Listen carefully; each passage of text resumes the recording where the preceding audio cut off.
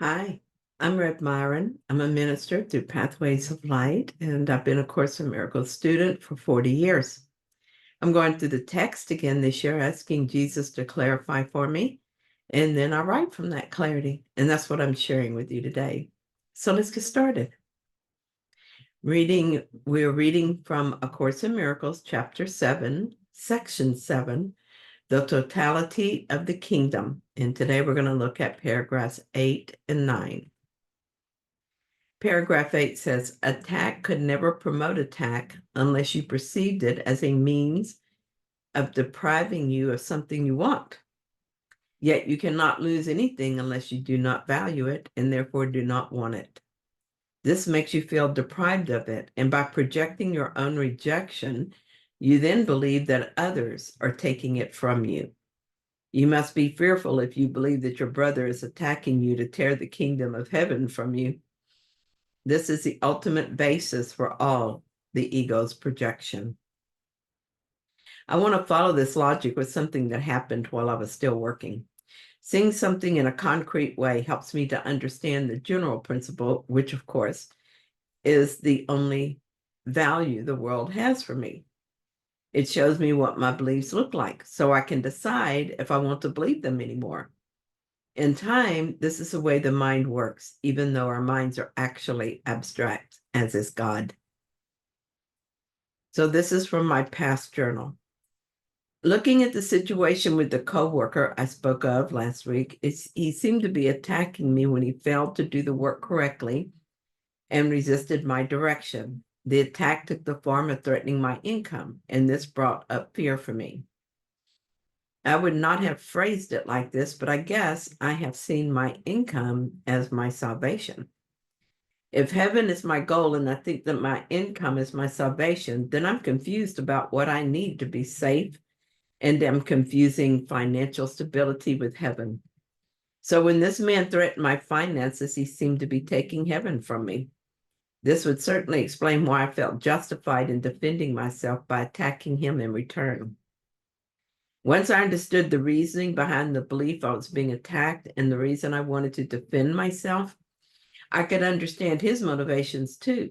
I think he must see being right as his salvation, and so, of course, he would resent my help when offered.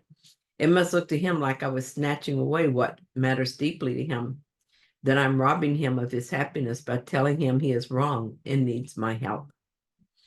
I'm very grateful that I had A Course in Miracles to help me recognize my error and the Holy Spirit to heal my mind. Finally, when I got to work, I was very calm about the whole thing. I had let my mind be held to the idea that he was my enemy. So when my supervisor expressed her frustration with the situation, I was able to step back from it. I noticed ego wanting to join her anger, but by this time I knew he was not my enemy.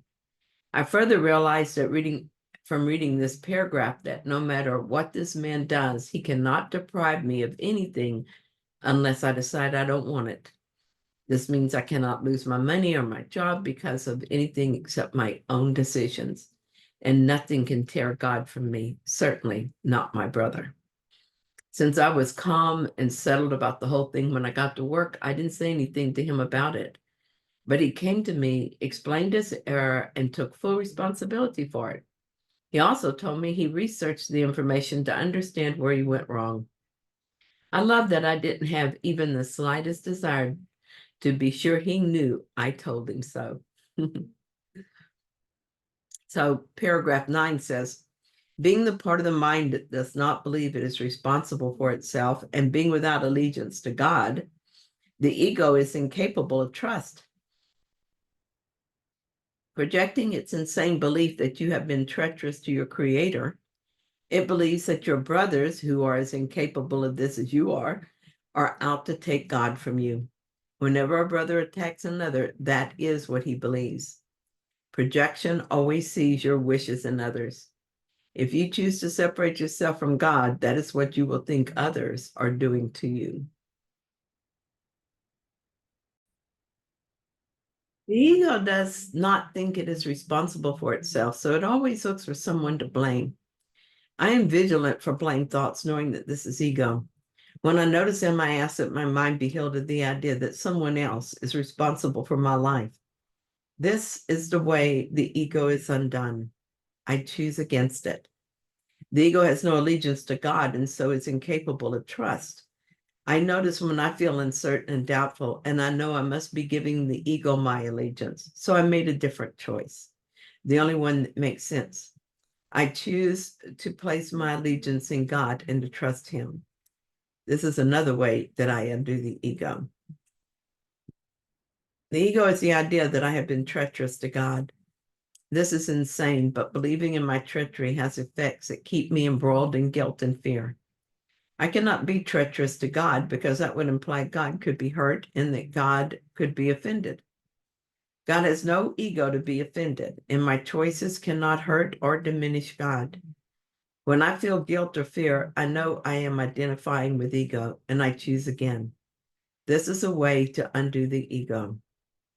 When I am identified with ego, I believe in treachery, so I believe my brothers are as capable of treachery as I am. This makes them seem dangerous to me.